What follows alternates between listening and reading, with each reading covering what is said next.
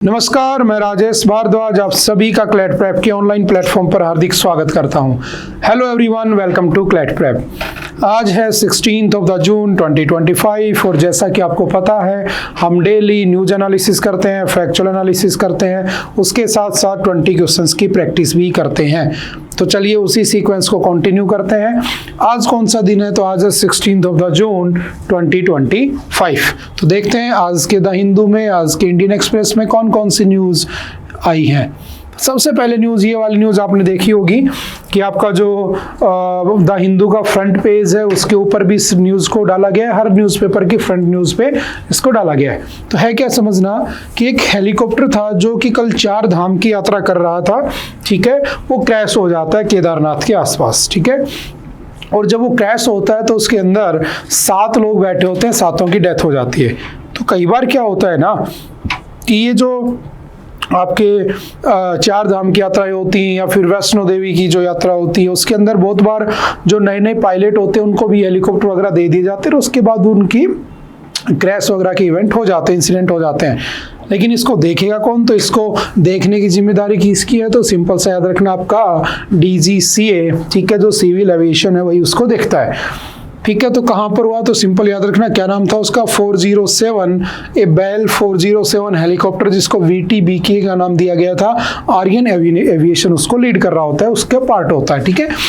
और उसके बाद स्टेट डिजास्टर रेस्पॉन्स फोर्स जो होती है उसको ओवरटेक कर लेती है, उसके बाद वो उसको बचाने के काम में लग जाते हैं, लेकिन उससे बचाया नहीं जा पाते। तो बात ये है, एक तो पहली बात ये फ्रंट पेज पे, दूसरा ऐसे इवेंट बहुत बार आपने देखे होंगे, ठीक है। एक बार आपने जैसे एक नॉर्मल हेलीकॉप्टर क्रैश की बात करूं तो अपने जो फर्स्ट CDS थे, है ना, पता ना आज के दिन who is the chief of defence staff of India, पहले हमारे कौन थे? विपिन रावत जी। वो भी विद फैमिली आ रहे थे और एक बार उनका हेलीकॉप्टर MI-17V क्रैश हो गया था और फिर वो बहुत सारे एग्जाम्स में पूछ भी लिया गया था कि MI-17 क्या है।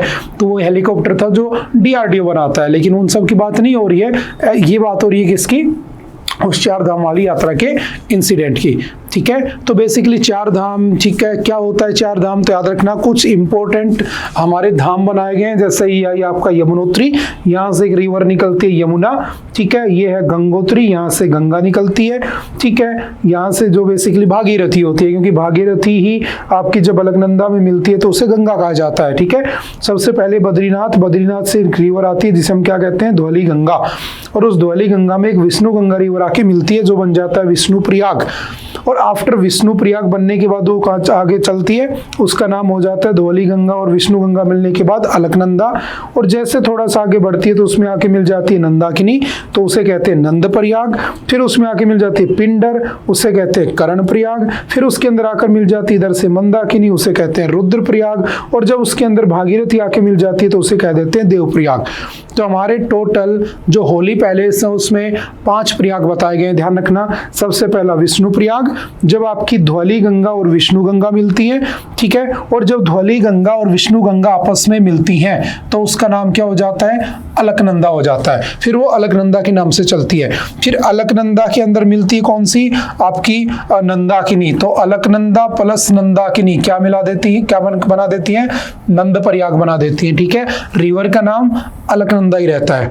और आगे फिर यही अलकनंदा जब मिल जाती है किसमें? पिंडर रिवर में, तो ये बन जाता है कर्ण प्रयाग। और जब ही आगे यही अलकनंदा मिल जाती है मंदाकिनी में तो ये बन जाता है रुद्र प्रयाग।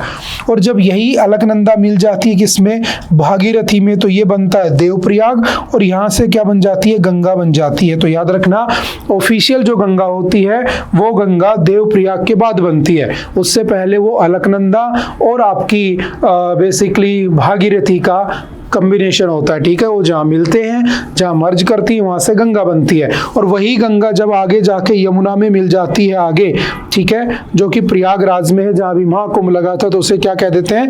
प्रयागराज, ठीक है।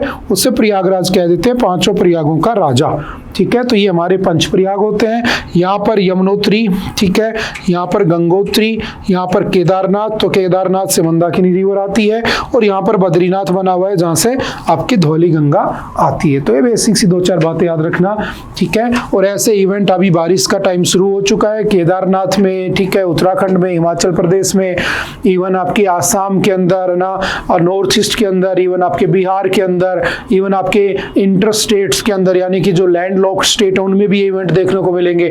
कहीं पर कोई ब्रिज गिर रहा है, कहीं पर कोई कुछ कोलैप्स हो रहा है, लैंडस्लाइडिंग हो रही है, तो ये सब न्यूज निकल के आएंगी और कहीं ना कहीं वो एग्जाम के लिए इंपॉर्टेंट भी हो जाती हैं। जैसे कल ही एक आगे की न्यूज हो रहा है कि कल एक इंद्रायणी रिवर है, उसके अंदर कोई जो आपका इंसिडेंट हो गया, उसमें बहुत सारे लोगों की डेथ हो जाती है। तो देखते हैं उसमें भी क्या होता है, लेकिन हाँ एग्जाम के पॉइंट ऑफ व्यू से थोड़ी सी बातें याद रखना, ठीक है। उसके बाद चलते हैं थोड़ा सा आगे। नेक्स्ट है 4 डेड। उसके बाद ये समझना 4 लोगों की डेथ हो जाती है, 40 लोग इंजर्ड हो जाते हैं, क्योंकि इसमें ब्रिटिश एरा का बना हुआ आयरन ब्रिज जो था वो पुणे के अंदर क्या हो जाता है, कोलैप्स हो जाता है, जैसा आपको दिख रहा होगा। और जो नीचे रिवर फ्लो कर रही है उसका नाम क्या है, इंद्रायणी रिवर। अब समझना, कई बार क्या होता है कि जब हम ज्योग्राफी पढ़ते हैं तो बहुत सारे रिवर्स के बारे में पढ़ते हैं। हम गंगा रिवर सिस्टम पढ़ते हैं जिसमें हम लगभग 18 रिवर्स को मोस्टली पढ़ लेते हैं। हम इंडस रिवर सिस्टम को पढ़ते हैं जिसमें इंडस, झेलम, चेनाब, रावी, ब्यास, सतलुज ये सब पढ़ लेते हैं, शोक और बहुत सारे रिवर्स उसमें हम और पढ़ लेते हैं। उसके बाद जब हम वेस्टर्न फ्लोअर रिवर्स पढ़ते हैं तो उसके अंदर नर्मदा, ताप्ती, है ना, मांडवी रिवर, है ना, पेरियार, ये सब पढ़ लेते हैं। जब हम ईस्टर्न फ्लोइंग रिवर्स को पढ़ते हैं तो उसमें नर्मदा, ठीक है, गोदावरी, कृष्णा, सॉरी नर्मदा नहीं, गोदावरी, कृष्णा, कावेरी, ठीक है, ये सब हम पढ़ लेते हैं उसमें, है ना, हुगली हो गई, भामिनी हो गई, ठीक है, ये सब पढ़ते हैं। लेकिन कई बार क्या होता है, कोई रैंडम न्यूज आती है, कोई रैंडम रिवर आपके एग्जाम में पूछ ली जाती है और बच्चों को लगता है कि यार ये रिवर तो कभी हमें पढ़ाई नहीं की थी ज्योग्राफी में या कहीं भी। तो ऐसा नहीं होता है, वो आपके एग्जाम में जो पूछता है तो करंट अफेयर से अपडेट करके पूछता है। जैसे मैंने बताया था ना कि एक बार पहले क्या हुआ था, एक रिवर थी जो मच्छू रिवर जो गुजरात में थी, उसके ऊपर क्या हुआ कि वो डैम गिर गया और डैम मतलब कि जो ब्रिज था वो गिर गया, गिरने से बहुत से लोगों की डेथ हो गई। उसने एग्जाम में पूछ लिया कि बताओ मच्छू रिवर कहाँ से फ्लो करती है। अब ऐसा नहीं होता है कि वो पढ़ाई नहीं गई थी, वो पढ़ाई गई थी कहाँ पे, करंट अफेयर के पॉइंट ऑफ व्यू से। तो सिमिलरली यहाँ पे एक रिवर न्यूज में आई अभी जिसका नाम क्या है, इंद्रायणी रिवर, और उसके अंदर 4 लोगों की क्या हो गई है, डेथ हो गई है, ठीक है। अब होता क्या है, कुछ कुछ बेसिक बातें ध्यान रखना, ठीक है। कहाँ पर बना हुआ है ये, तो कहाँ पर है ये पूरा इलाका, कुंडली प्लेटो पे बना हुआ है, जो इसके आसपास एक तुंगराली लेक है और दूसरा भूसी डैम बना हुआ है, और ये लगभग 625 मीटर हाइट पर बना हुआ था, ठीक है। इसके किससे मर्ज हो जाती है इंद्रायणी रिवर आगे जाके, तो याद रखना भीमा रिवर से आगे जाके मर्ज हो जाती है, ठीक है। सिंपल से ध्यान रखना, कहाँ की बात हो रही है, महाराष्ट्र की, पुणे की, ठीक है। थोड़ा सा आगे बढ़ जाते हैं, ठीक है।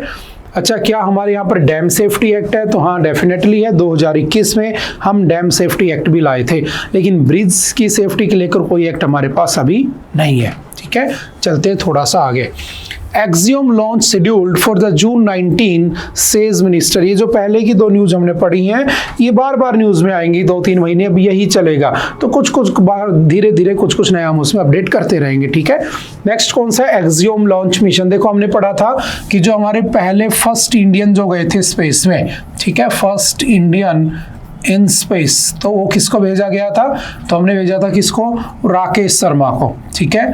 और राकेश शर्मा को भेजने वाला कौन था, तो आपको पता होगा बाय सोयूज T11, ठीक है। इस स्पेसशिप से उनको यूएसएसआर ने कहाँ पर भेजा होता है, स्पेस में भेजा होता है 1984 में।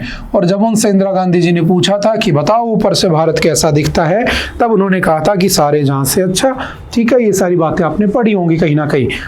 लेकिन उसके बाद कोई ऐसा पहला मैन्ड मिशन होगा जिसमें किसी इंडियन को भेजा जाएगा, तो कौन सा है वो, तो एक्सियोम 4, ठीक है। और एक्सियोम इससे पहले 3 मिशन कर चुका है, और एक्सियोम 4 जो है बेसिकली वो आपका 14 डेज का मिशन है, ठीक है, जिसमें टोटल 4 लोग जाने वाले हैं, ठीक है, जिसके अंदर एक इंडिया का कौन जाने वाला है, शुभांशु शुक्ला, ठीक है। और शुभांशु शुक्ला को वहां पर भेजने के लिए इंडिया ने कितने रुपए पे किए हैं, तो याद रखना 550 करोड़ रुपए पे किए हैं। ताकि वो वहाँ पर जाएं और वहाँ से जब वापस लौटें तो हमारा जो मिशन है गगनयान, ठीक है, गगनयान पहला इंडिया का इसरो का फर्स्ट क्रूड मिशन होगा, इंडियाज फर्स्ट क्रूड, या इसे कह सकता हूँ कि मैन्ड मिशन होगा, जिसके थ्रू किसको भेजा जाएगा, इंसानों को भेजा जाएगा।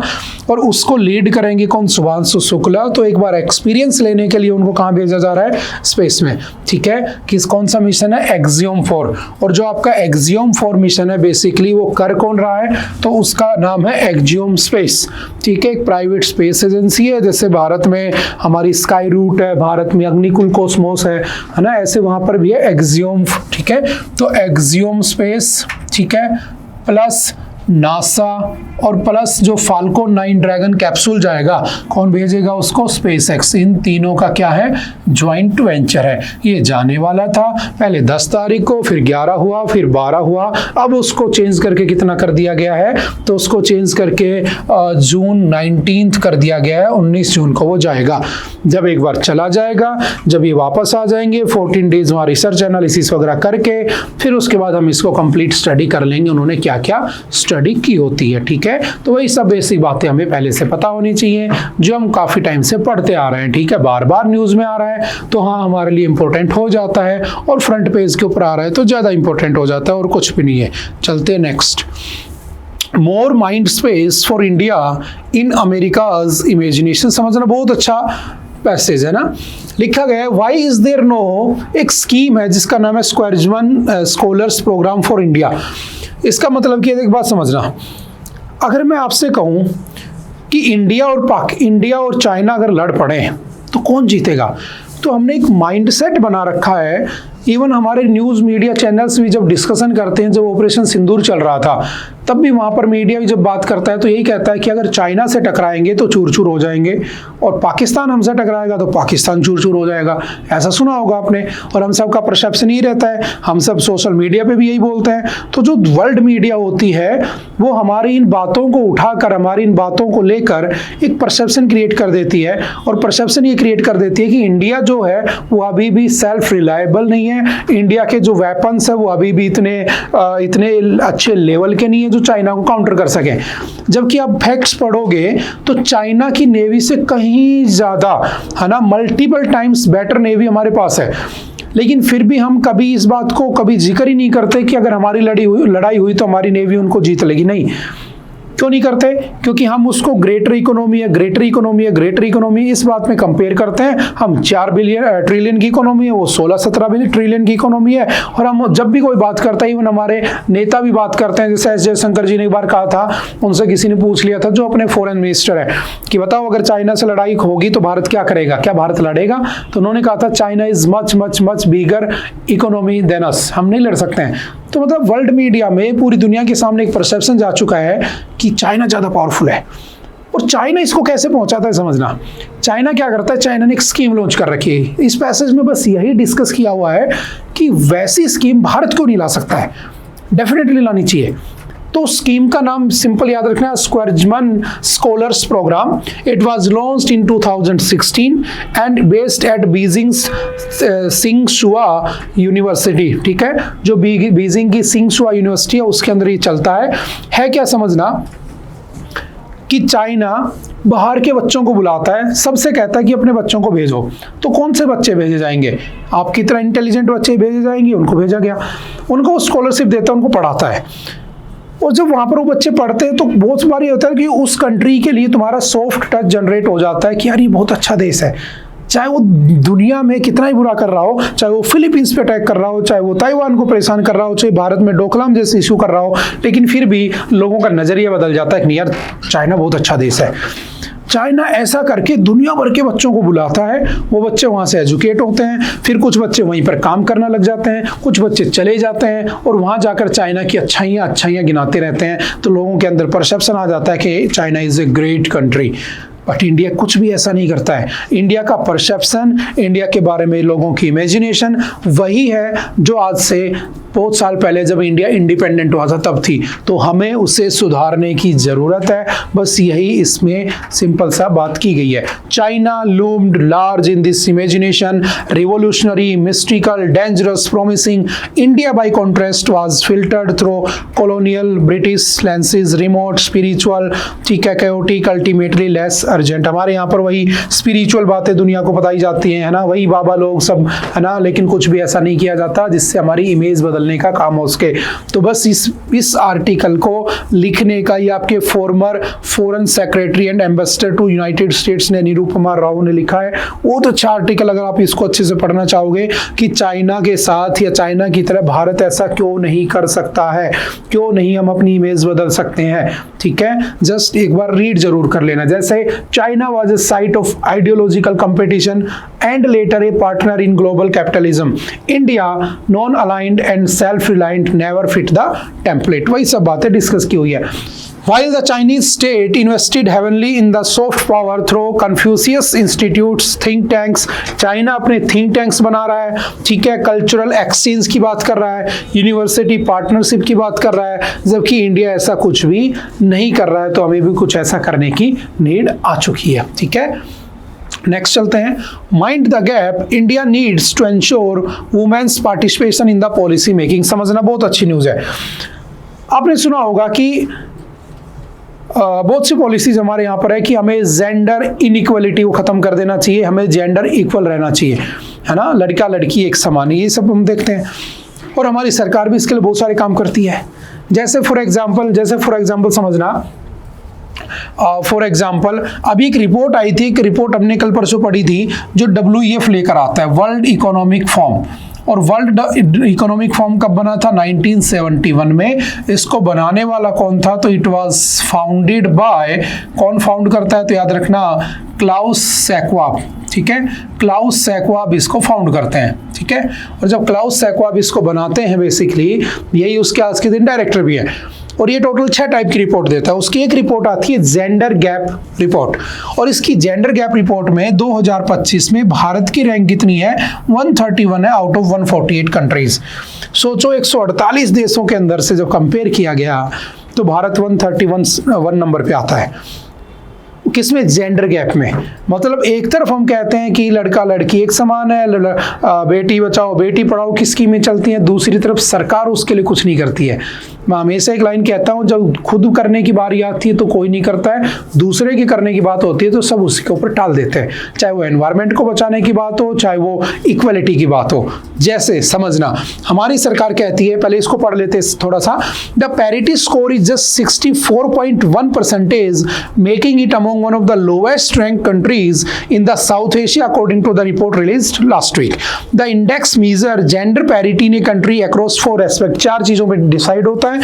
इकोनॉमिक पार्टिसिपेशन क्या है महिलाओं का और आपके पुरुषों का, ठीक है, अपॉर्चुनिटी कितनी मिलती है मैन वुमेन को, एजुकेशनल अटेनमेंट कितना है, हमने पढ़ा भी था कि सबसे ज्यादा एजुकेशन गैप कहाँ पे है? राजस्थान में 27% एजुकेशन गैप है मेल एंड फीमेल के अंदर। हेल्थ और सर्वाइवल रेट क्या है यहाँ पे, ठीक है, एंड पॉलिटिकल एम्पावरमेंट क्या है। तो अगर आप थोड़ा सा देखोगे 2025 से पहले 23 के आसपास 14.7% वुमेन पार्टिसिपेशन होता था पार्लियामेंट में, जो अब गिरकर 13.8% हो गया है, जो कि कहीं ना कहीं गिरा है, ठीक है। दूसरी तरफ हमारे यहाँ पर 6.5% मिनिस्ट्रियल रोल होते थे वुमेन्स के पास, यानी कि महिला मिनिस्टर होती थी, कितनी? 6.5%। अब वो घटकर कितना हो गया? 5.6%। दूसरी तरफ हम बात करते हैं 2023 में हमने एक बिल पास किया था, एक अमेंडमेंट किया था जिसका नाम था 106 कॉन्स्टिट्यूशनल अमेंडमेंट 2023। और इस 2023 के अमेंडमेंट में हमने ये प्रॉमिस किया था कि हम जो महिलाएं हैं उनको लोकसभा में और उनको जो विधानसभा होती हैं स्टेट लेजिस्लेटिव असेंबलीज, उसमें 1/3 रिजर्वेशन यानी कि 33% रिजर्वेशन उनको दे देंगे। बात ये हो रही कि क्या 2029 के उस रिजर्वेशन को देने के लिए 2027 के सेंसस का इंतजार करना पड़ेगा?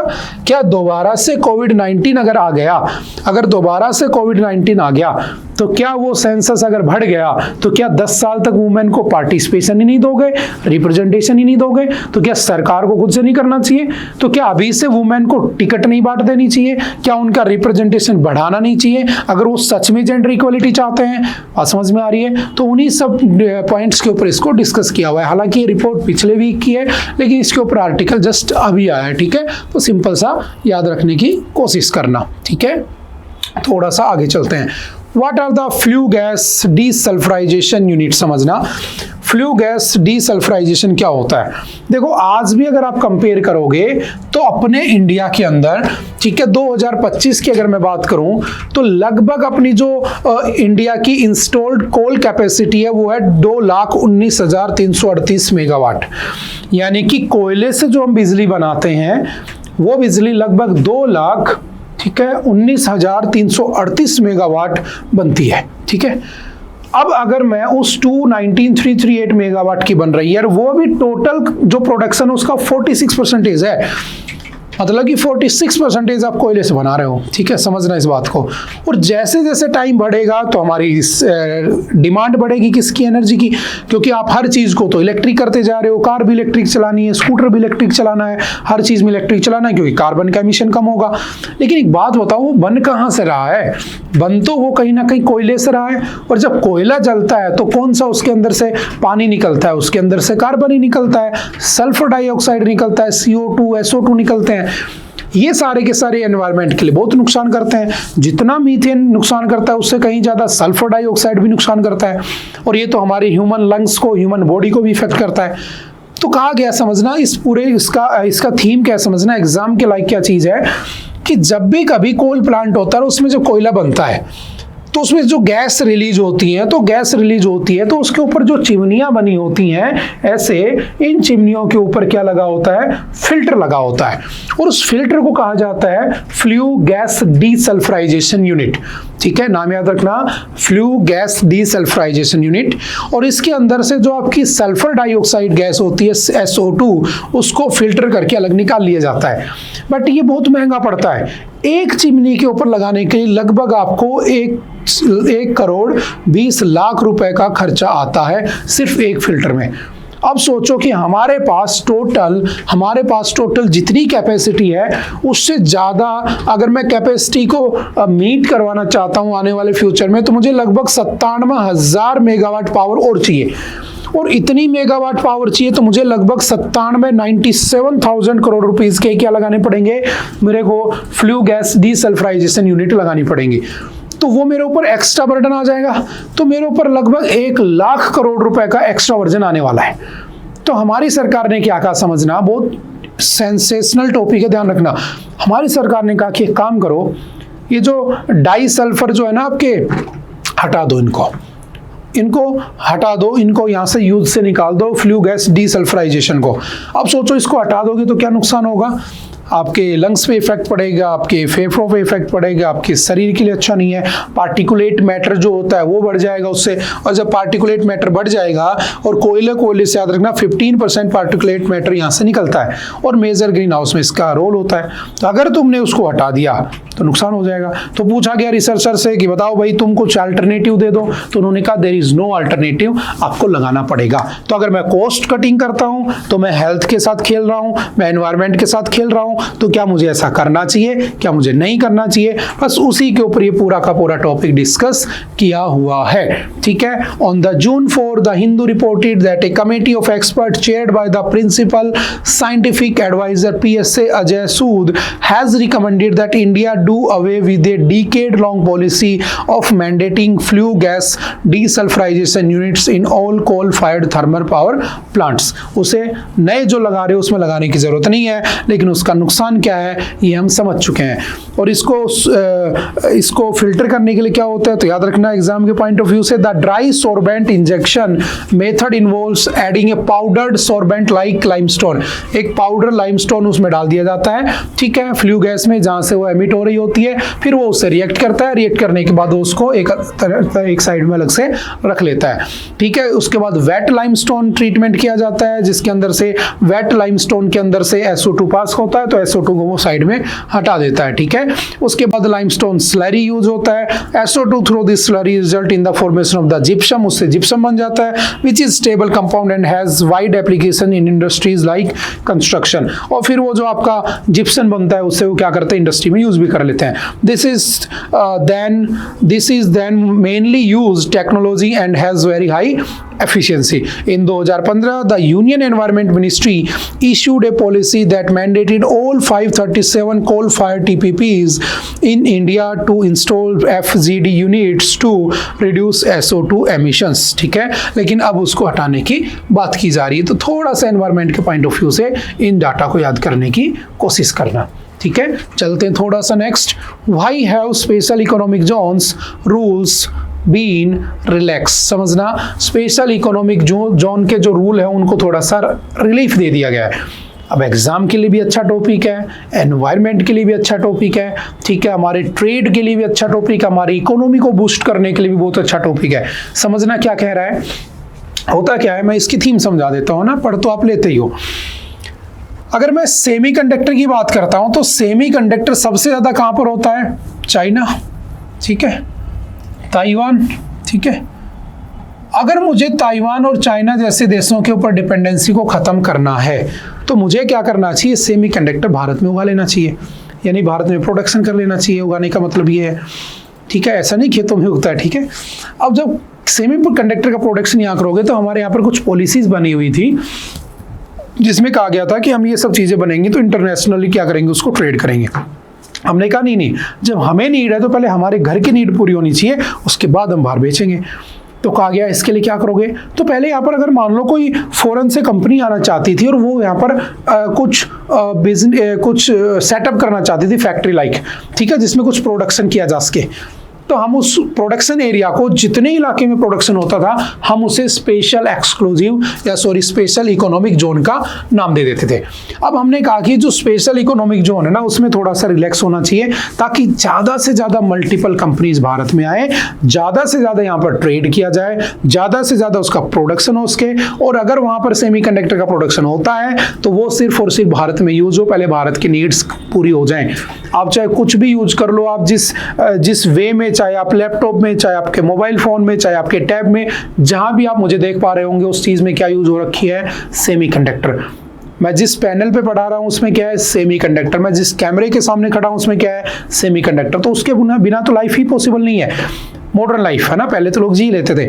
तो कहा गया चाइना जैसे देश की डिपेंडेंसी नहीं होनी चाहिए। तो हमने पढ़ा भी था, याद करो, हमने मिनरल सप्लायर ग्रुप बनाया था, MSP, ठीक है, मिनरल सप्लायर पार्टनरशिप, जो 2022 में अमेरिका ने स्टार्ट की थी, जिसके आज के दिन 14 मेंबर्स हैं, ठीक है। इंडिया 2023 में ज्वाइन करता है। उसका मेन थीम यही तो था कि हमें चाइना की डिपेंडेंसी को खत्म करना है, बस यही यहाँ पर हो रहा है। हमने क्या कहा कि जो कंपनियां पहले सेटअप करती थी तो एक कंडीशन होती थी कि उनको कम से कम 50 एकड़ जमीन के अंदर, 50 हेक्टेयर जमीन के अंदर अपना सेटअप करना पड़ेगा।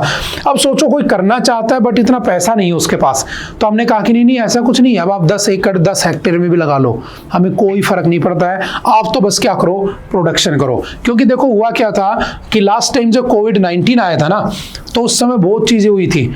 जो लैपटॉप्स थे ना, जो मोबाइल फोन्स थे, उनके रेट बढ़ गए थे। क्यों रेट बढ़ गए थे? क्योंकि जो सेमीकंडक्टर होता है वो अवेलेबल नहीं था। जब अवेलेबल नहीं था तो क्या होगा, जो पहले से चीजें अवेलेबल उनके तो रेट बढ़ ही जाएंगे, ठीक है, ताकि मार्केट में डिमांड को डिक्रीज किया जा सके। अब मान लो मेरी कैपेसिटी है 20,000 का लैपटॉप खरीदने की, कोरोना आ गया, आगे से आ नहीं रहा है, अब मैं 20,000 का है तो सब खरीदने की कोशिश करेंगे, कंपनियों ने उसको कर दिया 25,000 30,000। मैं सोच रहा हूँ कि 2 साल बाद ही ले लूंगा, कोरोना के बाद ही ले लूंगा, तो जिसके पास पैसा उसने ले लिया, जिसके पास नहीं लिया, तो उससे क्या हुआ, डिमांड और सप्लाई तो मेंटेन हो गई ना, बैलेंस बन गया ना। लेकिन वो क्यों हो पा रहा था? क्योंकि हमारे पास है ही नहीं है, हमें बाहर से इंपोर्ट करना पड़ता है, समझ गए। तो उन हालातों में हम ना चले जाएं, तो हमने क्या किया था, एक सेमिकॉन इंडिया प्रोजेक्ट लॉन्च किया था 2021 में। तो अगर आपसे पूछे when did Semicon India project launch, तो दिसंबर 2021 में लॉन्च होता है। सिंपल याद रखना, जिसका आउटले कितने रुपए का प्रोजेक्ट था, 76,000 करोड़ रुपीस का प्रोजेक्ट था, ठीक है। और उसमें अभी 50 हेक्टेयर से कितना कर दिया गया, 10 हेक्टेयर। प्लस याद रखना, इनक्यूम्बेंस फ्री लैंड होनी चाहिए। What is encumbrance free? क्या होता है कि उस जमीन के ऊपर कोई भी डिस्प्यूट नहीं होना चाहिए जिस जमीन पर आप वो सेटअप लगाने वाले हो, बस इतनी सी उसमें कंडीशन है, ठीक है। तो 2-4 बातें बेसिक सी याद रखना। SEZ क्या होता है? Special economic zone is a duty free enclave treated as the foreign territory for the purpose of trade, tariffs and the operations.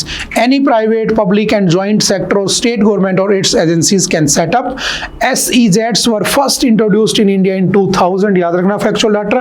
Under the foreign trade policy replacing the earlier export processing zones, they are governed by the SEZ Act 2005. आपसे पूछेगा SEZ Act कब आए थे? Special economic zone के act 2005 में पास हुआ था। भारत में कब से चला आ रहा है? तो 2000 से चला आ रहा है। ठीक है, बेसिक सी बात याद रखना। सेमिकॉन इंडिया प्रोजेक्ट कब स्टार्ट हुआ था? 2021 दिसंबर में स्टार्ट हुआ था। ठीक है, उसके बाद चलते हैं थोड़ा सा next. India will continue efforts to strengthen ties with the Cyprus Prime Minister. Prime minister Narendra Modi ji अभी G7 की मीटिंग पर गए हुए थे, और जब G7 आपको पता ही है, ठीक है, 1975 में बना था। जो आपके ऑयल क्राइसिस आए थे वहाँ पे आपके अमेरिका के पास, उसके बाद इसको बनाया गया था। ठीक है, 1967 के 6 डे वॉर के बाद। तो मोदी जी अभी वहाँ गए थे। तो जाते जाते मोदी जी कहाँ से होकर गए? साइप्रस से, क्रोएशिया से। साइप्रस क्यों गए? तो सिंपल याद रखना, ये है आपका साइप्रस। ठीक है, इधर लेबनान है, इधर सीरिया है, इधर टर्की है। और अभी आपने देखा होगा कि जब इंडिया और पाकिस्तान के बीच लड़ाई चल रही थी, ठीक है, उस समय हमने एक ऑपरेशन किया था, ऑपरेशन सिंदूर। और ऑपरेशन सिंदूर के अंदर पाकिस्तान को हेल्प करने कौन आ गया था? टर्की। टर्की ने उसे ड्रोन्स वगैरह दिए थे, ठीक है, जिसका उसने यूज किया था भारत के अगेंस्ट। लेकिन जब टर्की में अर्थक्वेक आया था, तो टर्की के अर्थक्वेक में हमने उसकी हेल्प की थी। एक ऑपरेशन किया था जिसका नाम था ऑपरेशन दोस्त। हम दोस्ती का हाथ बढ़ा रहे थे, लेकिन वो तो गद्दारी करना चाहता था, उसने गद्दारी कर दी। ठीक है, तो मोदी जी ने कहा कि अगर तुम हमारे पड़ोसी देश से मिल सकते हो, तो हम भी तो तुम्हारे पड़ोसी देश से मिल सकते हैं। तो मोदी जी जा रहे थे कहाँ पे? कनाडा। जाते जाते साइप्रस मिलते हुए गए हैं। और जो साइप्रस के प्राइम मिनिस्टर हैं, उनका नाम याद रखना, प्रेसिडेंट निकोस क्रिस्टोडोलाइड्स। ठीक है, थोड़ा सा नाम याद रखना। ठीक है, पढ़ लेना एक बार, इसको याद हो जाएगा। ठीक है, उनसे मोदी जी मिलते हैं। अब हमने एक दो बार पहले भी पढ़ा है कि जो साइप्रस है वो कब आज़ाद हुआ था? 1960 में। शायद ये बातें मैं पहले डिस्कस कर चुका हूँ। यूएन पीस कीपिंग फोर्स वहाँ पे लगाई गई थी। ठीक है, वहाँ पे एक लाइन भी बनी हुई है, बताना कौन सी लाइन है, ब्लू लाइन है या ग्रीन लाइन है, जो दोनों साइप्रस को अलग करती है। ठीक है, और एक साइप्रस को कौन अपना हिस्सा मानता है? टर्की। ठीक है, और हम वहाँ पर क्यों गए, आप इसका मतलब समझ चुके हो। और जो आपका G7 है वो कब बना था? 1975 में। ठीक है, 6 कंट्रियों ने उसे मिलकर बनाया था, France, Germany, Italy, Japan, UK and USA। ठीक है, और जब ये बना था, जब था G6, फिर 1976 में इसमें ऐड कौन हो गया? तो याद रखना, कनाडा। अब ये कितने हो गए? G7। लेकिन फिर लोगों को लगा रशिया सुधर गया, तो ये बन गया G8, क्योंकि इसमें रशिया जुड़ जाता है। कौन से ईयर में? 1998। लेकिन रशिया अपनी हरकतों से बाज नहीं आता है। रशिया नेक्स्ट किसको नेक्स्ट कर लेता है? क्रीमिया। और जैसे क्रीमिया को कब्जा लेता है, रशिया को यहाँ से निकाल दिया जाता है। वापस से G8 में से एक गया तो G7 बन गया।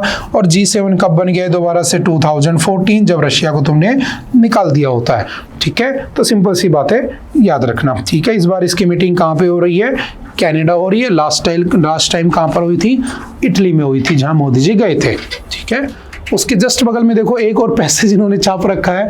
बिल्कुल देखो, न्यूज़पेपर की न्यूज़ छापने वालों की दिमाग देखो। यहाँ पर लिख रखा है कि इंडिया कॉन्टिन्यूअस एफर्ट लगाएगा साइप्रस के साथ अपने रिलेशन बनाने की। ठीक है, रिश्ते बनाने की। बगल में उन्होंने छाप रखा है, prime minister has time for the foreign trips but not for the Manipur. मतलब वो मणिपुर विजिट नहीं करेंगे कभी। और मणिपुर का जो मैटर इतना सेंसिटिव हो चुका है ना, कि सरकार उसके ऊपर कभी कुछ बोलती ही नहीं है। ठीक है, और वहाँ पर आपको पता होना चाहिए प्रेसिडेंट रूल लगा हुआ है, आर्टिकल 356, जिसको भीमराव अंबेडकर जी ने डेड लेटर कहा हुआ था। आई थिंक हम पढ़ चुके हैं उसको। क्या होता है प्रेसिडेंट रूल, तो वो यहाँ डिस्कस करने की नीड नहीं है। ठीक है, 2-3 महीने सवाल लगा हुआ है। चलते हैं नेक्स्ट। इसलिए मैंने इस टॉपिक को नहीं छेड़ा, क्योंकि हम पहले पढ़ चुके हैं। इवन क्लासरूम में भी जो पॉलिटी पढ़ी होगी, तो प्रेसिडेंट रूल में ये सब डिस्कस कर दिया गया होगा। ठीक है, तो हम थोड़ा सा आगे बढ़ जाते हैं। Cash plus model pushes up early breastfeeding rate, dietary diversity among Rajasthan women। समझना। अच्छा, एक बात बताओ, अगर कहा जाए कि इस देश के डेवलपमेंट में सबसे बड़ा रोल किसका है? अमीरों का कि गरीबों का? तो सबका होता है। आप APJ अब्दुल कलाम को देख लीजिए, है ना। वो 10-11 भाई बहनों में से एक थे, है ना, बचपन में न्यूज़पेपर बेचते थे, है ना, और उसके बाद देखो भारत के राष्ट्रपति बने। उससे भी बड़ी बात है वो तुम्हें मिसाइल देकर चले गए, मिसाइल एम्पावर्ड करके चले गए, मिसाइल मैन ऑफ इंडिया कहते हैं। IGMDP प्रोग्राम उन्होंने चलाया, इसरो में उन्होंने अपनी जॉब की होती है, देन वो DRDO में आ जाते हैं।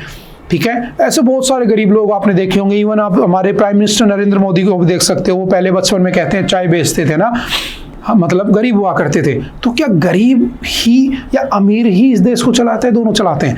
तो हमेशा जो बच्चे होते हैं ना, कई बार क्या होता है, आज का टाइम ऐसा हो चुका है कि गरीबों को माल न्यूट्रिशन का शिकार हो जाते हैं बच्चे, खाना नहीं मिलता है, और अमीर आदमी जो वो ओवर न्यूट्रिशन का शिकार हो जाता है, मोटापे का शिकार हो जाता है, ओबेसिटी का शिकार हो जाता है। तो सरकार को गरीबों तक भी फैसिलिटीज पहुंचानी चाहिए।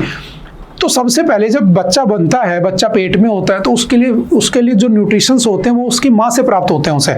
ठीक है, जब तक कि वो पैदा नहीं हो जाता, और पैदा होने के बाद भी 1-2 साल तक उसे अपने माँ से ही सारे न्यूट्रिशन मिलते रहते हैं।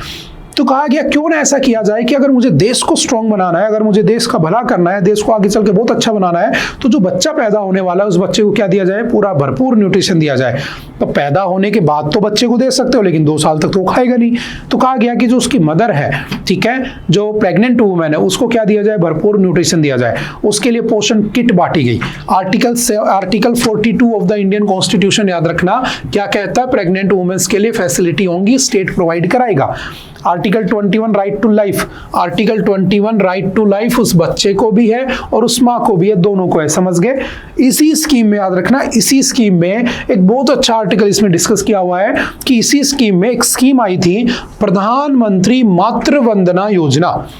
ठीक है, मातृ मतलब माताओं को कहा गया है। तो प्राइम मिनिस्टर मातृ वंदना योजना जो 2017 में लॉन्च की जाती है, राजस्थान से लॉन्च होती है, 2022 में उसको स्टेट वाइज एक उसमें पूरे स्टेट में लागू कर दिया जाता है। ठीक है, और वो जो स्कीम थी वो इनिशियली उदयपुर में लागू हुई थी, बांसवाड़ा में लागू हुई थी, ठीक है, डूंगरपुर में, प्रतापगढ़ में और बारन में, ठीक है, जो कि राजस्थान के डिस्ट्रिक्ट के नाम है।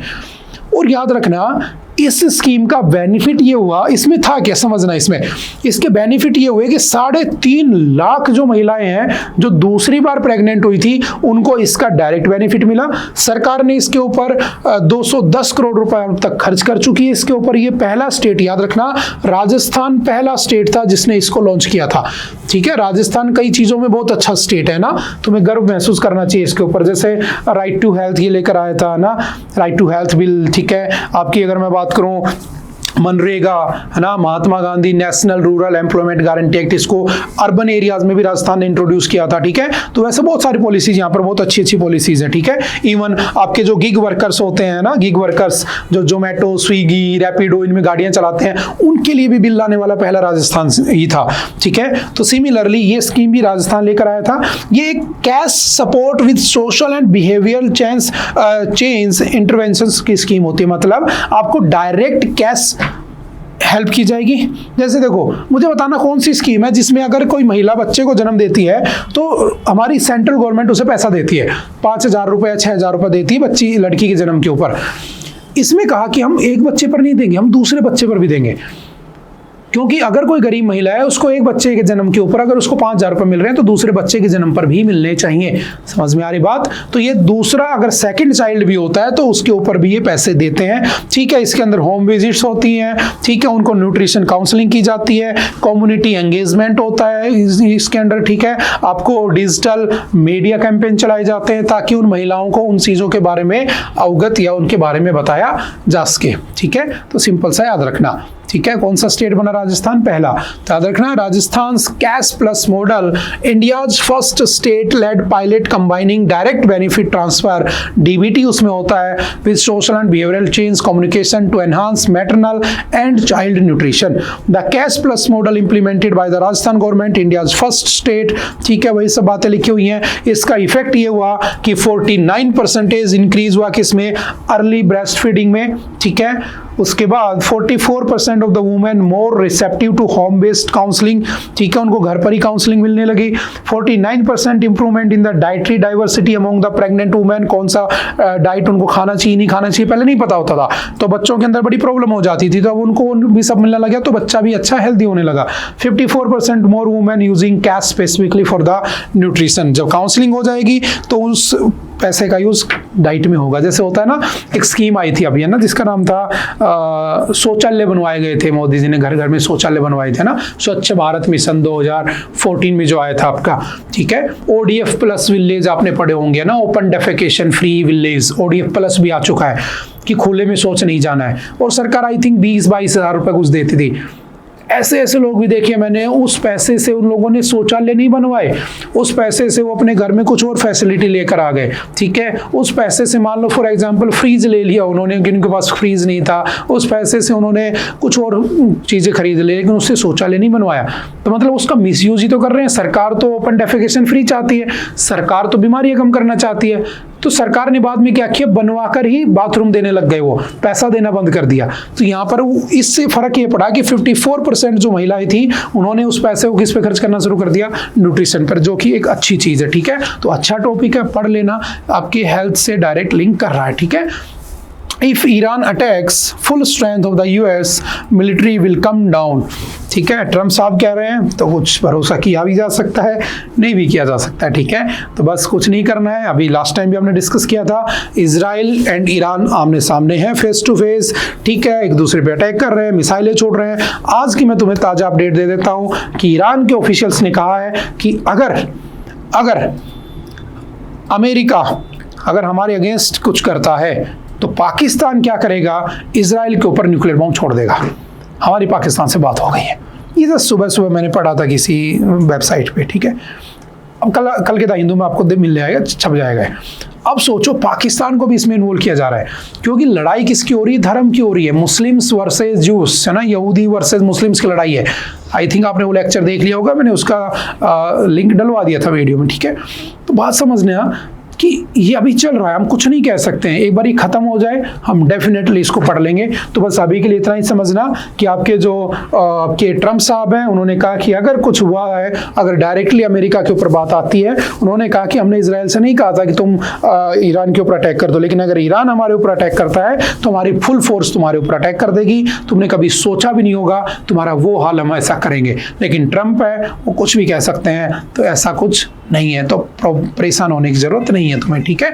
ये न्यूज़ अभी बहुत लंबी चलेगी, तो इसके ऊपर ज़्यादा डिस्कस करने की नीड है नहीं। पहले जो डिस्कस करना था, Israel Hamas middle east conflict, क्या क्या उसमें हुआ है आज तक, आई थिंक आपने वो चीज़ें देख ली होंगी, तो मैं थोड़ा सा मूव ऑन कर जाता हूँ, ठीक है। चलते हैं नेक्स्ट। ओके, आई थिंक आज के लिए इतना ही था। आई होप कि आपको बातें समझ में आई होंगी। फिर भी अगर किसी तरह का कोई डाउट रहता है तो आप एनी टाइम आकर पूछ सकते हैं, मिल सकते हैं। Okay, bye bye, thank you, have a nice day.